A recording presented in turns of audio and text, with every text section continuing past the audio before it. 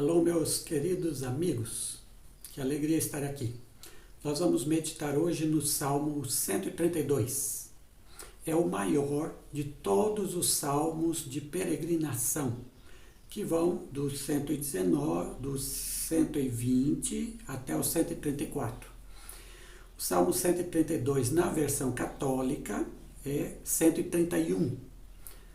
E este salmo diz: Yahvé é aliança, pacto. O Salmo 132 ele tem um ato histórico no qual ele se baseia. Que ato histórico é esse? Por muitos anos o povo de Israel andou no deserto quando foi liberto do cativeiro egípcio. E lá no deserto Deus mandou que eles viviam em tendas, obviamente, e Deus mandou que no meio de toda a congregação houvesse uma tenda para ele, que seria a tenda de Deus. Essa tenda recebeu o nome de tabernáculo. E ali foi instalado. O tabernáculo, portanto, era a tenda de Deus. E é claro que era simbólico, Deus não estaria ali conversando com as pessoas, mas a tenda representava a presença de Deus no meio do seu povo. E dentro dessa tenda, Deus mandou colocar uma arca. Esta arca ficou conhecida como Arca da Aliança, Arca do Pacto, Arca do Compromisso entre Deus e seu povo. Essa Arca da Aliança, ela continha dentro de si a vara de Arão, que foi o primeiro sacerdote ungido por Deus. Continha as 2 tábuas dos 10 mandamentos e continha um pouco do maná que Deus havia dado para o povo de Israel no deserto durante todo o tempo em que estiveram ali se alimentando deste maná. Então, isso estava dentro da Arca da Aliança. Só que a Arca da Aliança era proibida de ser aberta, de ser vista ou mesmo de ser tocada pelas pessoas. Quando eles tinham que carregar a arca, haviam varais que eles colocavam, levantavam a arca e a levavam, mas ninguém tocava na arca, porque quem tocasse ou abrisse seria morto. Desta forma, a arca representava a presença de Deus. E veja, os símbolos da aliança, os símbolos do pacto.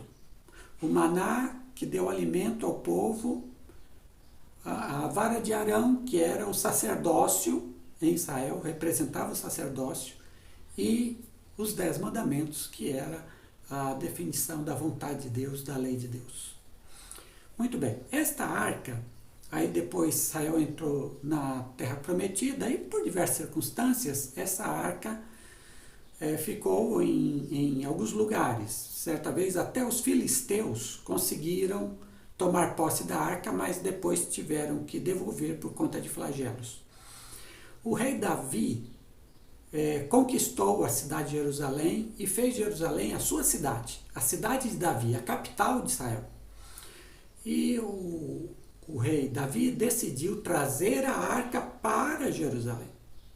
Então, é aí que está o lance.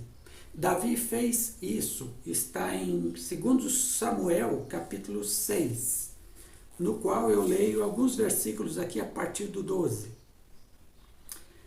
Foi, pois, Davi com alegria fez subir a arca de Deus da casa de Obed-edom para a cidade de Davi, que é Jerusalém. Outro verso aqui. Quando entrava a arca do Senhor na cidade de Davi, introduziram, pois, a arca do Senhor e a puseram no seu lugar, no meio da tenda que Davi lhe armara. E Davi ofereceu holocaustos e ofertas pacíficas perante o Senhor. Quando Davi acabou de oferecer os holocaustos e ofertas pacíficas, abençoou o povo em nome do Senhor dos Exércitos. Então veja, Davi trouxe a arca para dentro da cidade de Jerusalém. Ali armou uma tenda para que a arca ficasse naquela tenda. Aquela tenda foi o santuário, onde na época de Davi eles iam adorar ao Senhor e adoravam ali em volta daquela tenda. Anos depois, o filho de Davi, Salomão, construiu um templo. Aí sim, um templo grande, enorme, suntuoso, um templo fantástico. Aí a arca foi levada daquela tenda para o templo e lá ficou até que o templo foi destruído quando da invasão dos babilônios. Muito bem. Depois da invasão dos babilônios, a arca se perdeu. Nunca mais houve arca da aliança em Israel. É nesse momento em que a arca entra em Jerusalém e é colocada numa tenda que o Salmo 132 fala. Então, o Salmo se reporta a um momento histórico. O que diz o Salmo? O Salmo é dividido em duas partes.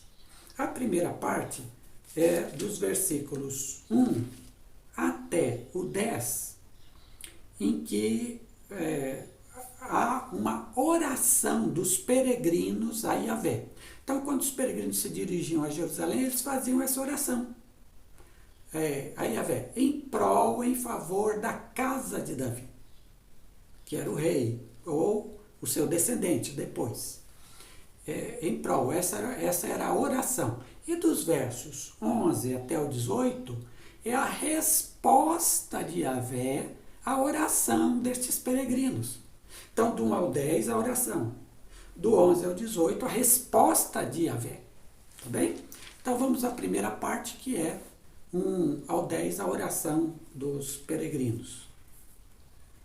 Versículos 1 e 2. Lembra-te, Senhor, a bem de Davi de todas as suas aflições, como jurou ao Senhor e fez voto ao poderoso de Jacó, dizendo.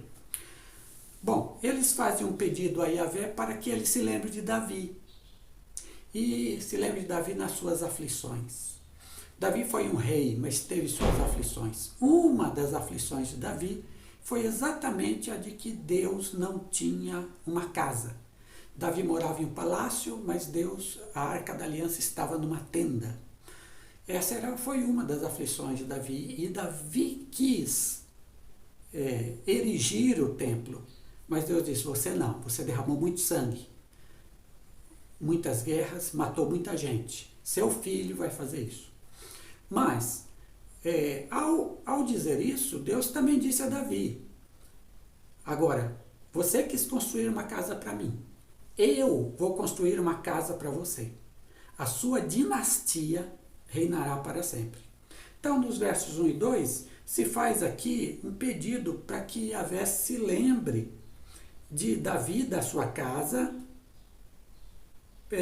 e de que Davi jurou a Yahvé. Ele fez um juramento. Ou seja, Davi entrou numa aliança com Yahvé. Davi se colocou à disposição de Yahvé. E agora a gente vai ver que juramento é esse. Versos 3 a 5. Não entrarei na casa em que habito, nem subirei ao leito em que durmo, não darei sono aos meus olhos, nem adormecimento às minhas pálpebras, até que eu ache um lugar para o Senhor, uma morada para o poderoso de Jacó. Então veja, qual o juramento que Davi fez a Yahvé? Eu vou fazer uma casa para o Senhor. Não quero que o Senhor fique morando em tenda. Eu vou fazer uma casa para o Senhor. A ideia partiu de Davi, ele diz, eu não vou dormir enquanto eu não fizer isto. Davi chama Yahvé de o poderoso de Jacó. Jacó foi um antepassado, o pai dos 12 filhos que se tornaram as 12 tribos de Israel. Ele é o poderoso de Jacó, aquele que auxilia, aquele que ajuda, aquele que guarda, aquele que preserva. É assim que ele é até hoje com os seus. Nos versos 6 a 8, diz assim, eis que ouvimos falar dela, da arca, em Efrata, e a achamos no campo de Jaar. Entremos nos seus tabernáculos, prostremo-nos ante o escabelo de seus pés. Veja, a arca aí já está entrando em Jerusalém. A arca aí já está sendo colocada numa tenda para Jerusalém. Por isso diz, entremos nos seus tabernáculos. Ou seja, cheguemos próximos àquilo que Deus fala para nós. Verso 8, levanta-te, Senhor, entra no lugar do teu repouso, tu e a arca da tua força. Então se encontrou uma tenda em Jerusalém para que a arca fosse colocada. A ideia é, entra, Senhor, na tua tenda. Descansa ali, assim como as pessoas depois de um dia exaustivo de trabalho iam para casa e descansar. Assim também Yahvé iria descansar dentro da sua casa, que era a sua tenda, no início, depois o templo.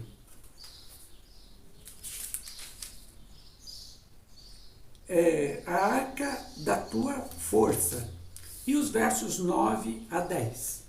Vistam-se os teus sacerdotes de justiça e exultem de júbilo os teus santos. Por amor de Davi, teu servo, não rejeites a face do teu ungido. Os sacerdotes já serviam a Yahvé durante todo o tempo, desde Arão. E agora eles são chamados, aqui pelos peregrinos, a vestir-se de justiça. Na adoração a Yahvé, que era feita na tenda, no templo, ou em qualquer lugar em que se adorasse Yahvé, era exigido de todos que vivessem justiça. Por isso os sacerdotes aqui no Salmo, eles são vestidos de justiça. Veja, não é de vestes. Aqui é justiça, a justiça veste os sacerdotes do Senhor. Porque adorar a Yahvé é procurar a justiça.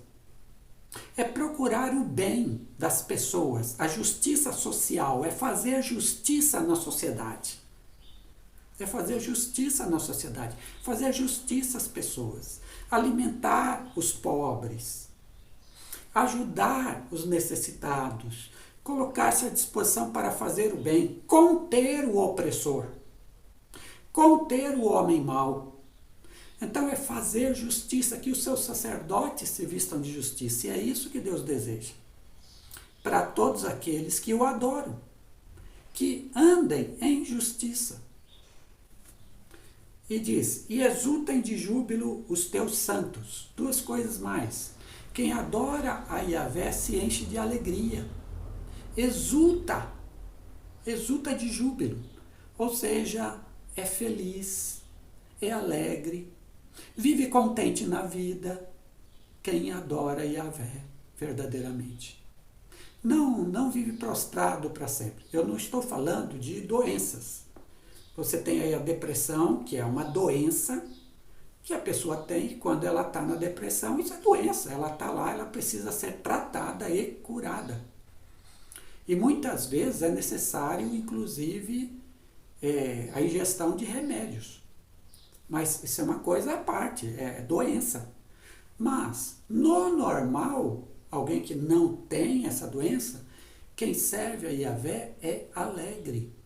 Quem serve a Yahvé vive com alegria, com prazer, tem prazer em viver. Aqui é júbilo. Exultem de júbilo. Exultem. Não é uma alegria simplesmente, é exultação de alegria. Exultação. A pessoa está plenamente alegre. Agora, exultem de júbilo os teus santos.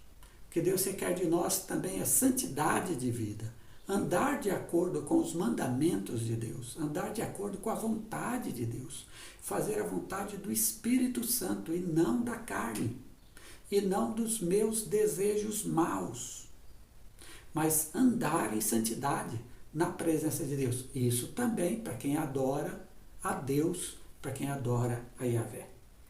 Por amor de Davi, teu servo, não rejeites a face do teu ungido.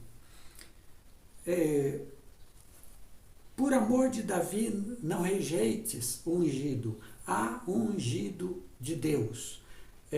No caso do rei Davi, seriam os seus filhos, a sua descendência. Eles seriam reis de Israel. E de fato foram até o exílio babilônico. Cerca aí de praticamente 500 anos de reinado, de uma descendência só, do rei Davi. Então, os ungidos eram esses. Só que a palavra ungido também significa Messias. A palavra ungido é Messias, em hebraico, né? E isso significa que haveria um ungido, um Messias, esse sim, que reinaria para sempre. Para sempre. Ora, o que vemos até aqui nessa oração dos peregrinos? Nós vemos que eles pedem em favor da casa de Davi, em favor do Messias. E se a casa de Davi estivesse bem, todo o povo de Israel estaria bem. Todo o povo de Israel. Porque Davi foi um rei que seguiu a Yahvé e que o serviu verdadeiramente. Mas a arca foi colocada na sua tenda, depois no templo. E a arca representava a presença de Yahvé no meio do povo. O que acontece no Novo Testamento, quando a arca é colocada no templo, o templo fica sendo a casa de Deus. Acontece uma palavra de Jesus em João 2, 19 a 22, que eu vou ler para vocês, em que Jesus está diante do templo e diz assim: respondeu-lhes Jesus, derribai este santuário e em 3 dias o levantarei. Em 3 dias o levantarei. Derrubem e em 3 dias eu o levanto. Disseram, pois, judeus, em 46 anos foi edificado este santuário aqui. E tu levantarás em 3 dias? Quer dizer, eles pensaram, os judeus, que Jesus estava falando do templo físico, de pedra. Mas aí, olha o restante. Mas ele falava do santuário do seu corpo. Quando, pois, ressurgiu dentre os mortos, seus discípulos se lembraram de que dissera isto e creram na Escritura e na palavra que Jesus havia dito. Quando Jesus disse assim, vocês derrubem este templo e eu reconstruirei em 3 dias, está falando dele. Bom, se Jesus está falando dele e não do templo de pedra que estava lá, o que Jesus quis dizer? Jesus quis dizer que agora o templo de Deus não é um lugar de pedra. O templo de Deus é Jesus Cristo. E quem recebe a Jesus Cristo como Senhor é templo de Deus. É o templo de Deus. Quem recebe a Jesus Cristo como Senhor é a Arca da Aliança. Quem recebe a Jesus Cristo como Senhor é a Jerusalém dos Salmos. É a Jerusalém dos Salmos. A Jerusalém que Deus escolheu, que Deus ama, não é aquela capital de Israel que tem guerra lá com os palestinos. Não, gente. Aquela é uma cidade comum.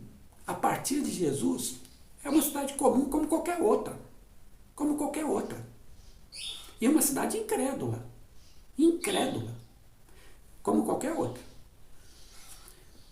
A partir de Jesus, Jerusalém são as pessoas que fizeram uma aliança com ele. Estas pessoas são a Jerusalém da Bíblia. Portanto, eu e você fizemos uma aliança com Jesus. Nós somos Jerusalém. Nós somos o templo. Nós somos a arca. Nós somos. Continuemos, Salmo 132.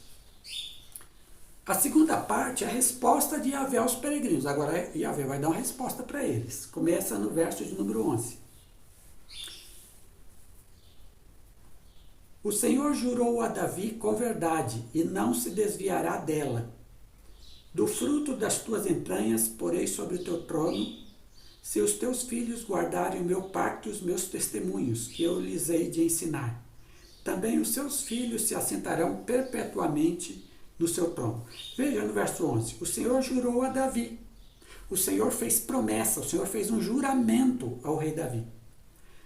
E ele disse assim, se os teus filhos guardarem o meu pacto, a minha aliança. Veja, Yahvé fez uma aliança com o rei Davi. Na Bíblia, Yahvé faz várias alianças. Uma delas foi com o rei Davi. E diz assim, a aliança que fez com Davi, sempre haverá um descendente seu no trono. Agora tem uma condição, Davi. A condição é que teus filhos guardem os meus mandamentos. Que teus filhos me sirvam, que teus filhos me obedeçam. Se não fizerem isso, a aliança não terá validade. Esta aliança acabará. Então, havia uma condição, mas há uma aliança. Deus faz um pacto e Deus cumpre o pacto até quando não mais é possível. Porque os reis de Israel se desviaram do Senhor. Mas até onde foi possível, Deus cumpriu essa aliança, esse pacto que fez com o rei Davi. E a gente vai ver daqui a pouco, até hoje ele está cumprindo esta aliança. E eu vou explicar como. 13 a 16. Porque o Senhor escolhe... Bom, sim, nessa aliança com Davi tem 3 ações de Deus. A primeira é dizer a Davi que ele terá uma descendência que vai reinar sobre o povo de Israel. A segunda ação de Deus é que ele escolhe Sião para ser o seu povo, para ser a sua cidade. Sião é Jerusalém e Israel, portanto, o seu povo. Então, diz o verso 13, porque o Senhor escolheu a Sião, Sião é Jerusalém, tá? Desejou-a para a sua habitação, dizendo, este é o lugar do meu repouso para sempre. Aqui habitarei, pois o tenho desejado. Abençoarei abundantemente o seu mantimento. Abençoarei abundantemente o seu mantimento. Fartarei de pão os seus necessitados. Vestirei de salvação os seus sacerdotes. E de júbilo os seus santos exultarão. Primeiro, quando Deus escolhe a Sião, a Jerusalém, para ser a cidade em que ele habita, Deus diz, é porque eu desejei isso, é o meu lugar, é aqui que eu vou repousar, eu quero ficar aqui. Quando Deus nos escolheu em Cristo como sua Jerusalém, quando Deus nos escolheu, Deus também está dizendo isso. Eu gosto desse povo, eu gosto dessa gente, eu quero morar com eles, eu quero viver minha vida com eles, eu quero repousar com eles. Meus queridos, eu não sei por que Deus gosta tanto de nós, somos pecadores horrorosos. Eu não sei por quê. Eu não sei por que tanto amor. Não entendo. Mas está claro aqui. Ele nos escolheu porque nos desejou. Se você tem a salvação em Cristo, você foi desejado por Deus do jeito que você é, ruim como você é, com suas qualidades também. Mas diante de Deus, quem é puro? Quem é justo? Na presença de Deus. Deus nos amou, nos desejou, nos quis. E outra coisa, Ele quer morar conosco para sempre. Para sempre Ele quer morar com a gente. E Ele diz que Ele tem prazer nisso. Que coisa incrível esse Deus. Que incrível é Yahvé. Outra coisa aqui são as bênçãos que Deus dá a seu povo. Bênçãos aqui do pão, dará pão, e aí Deus se lembra dos necessitados. Isso é demais. Esse Deus Yahvé, esse Deus gosta de gente pobre. Esse Deus gosta de gente necessitada. Esse Deus age em favor dos que nada têm, em favor dos excluídos, em favor dos marginalizados da sociedade, em favor daqueles que todo mundo diz não presta. Esse Deus gosta de gente que sofre. Ele gosta, ele ama. Ele ama. Por isso ele dá pão aos necessitados. Ele dá. Outras bênçãos, prosperidade, salvação. Ele vai salvar seu povo. Júbilo, alegria e santidade. São os santos que eu já falei. Versos 17 e 18. Ali farei brotar a força de Davi. Preparei uma lâmpada para o meu ungido, meu Messias. Vestirei de confusão seus inimigos, mas sobre ele resplandecerá a sua coroa. Qual é a terceira bênção? De que haverá sempre um ungido, um Messias de Deus reinando. Essa é a terceira ação de Deus. Haverá sempre um Messias na casa de Davi. Bom, se a dinastia de Davi acabou no ano 583, quando os babilônios invadiram Jerusalém e acabaram com o reinado de Davi, de lá para cá não houve mais rei da descendência de Davi, como é que se diz aqui que Deus faz uma promessa de que o ungido dele reinará, resplandecerá a sua coroa para sempre? Como é que há isso? É porque um descendente do rei Davi, chamado Jesus, que nasceu em Belém, da Judéia, cidade de Davi, um descendente de Davi assumiu esse encargo de ser o Messias. Ele é o Messias que vai reinar para sempre. E nele se confirmam estas palavras. Ele é a força de Davi. Sem ele, a casa de Davi hoje estaria morta. Mas a casa de Davi hoje tem força, porque ele continua. Ele é a lâmpada para iluminar a todos. Eu sou a luz do mundo. E lá no Apocalipse ele diz, eu sou a raiz de Davi. Ele veste de confusão os seus inimigos. Ninguém prospera contra ele. Há o diabo, há os demônios, mas há homens maus que lutam contra ele. Ninguém prosperará contra ele. Ninguém. Ficarão confundidos, todos. E sobre ele resplandecerá a sua coroa, ou seja, ele reinará para sempre com glória. Rei dos reis, Senhor dos senhores, é Jesus Cristo. O que nós vemos no Salmo 132, em relação ao Novo Testamento? Deus, Yahvé, fez uma aliança com seu povo. A grande aliança de Deus, da qual as outras eram apenas protótipos. A grande aliança de Deus foi feita com Jesus Cristo na sua morte na cruz.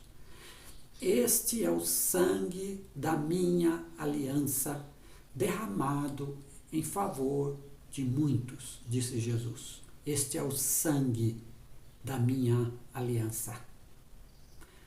Deus fez uma aliança conosco em Jesus Cristo.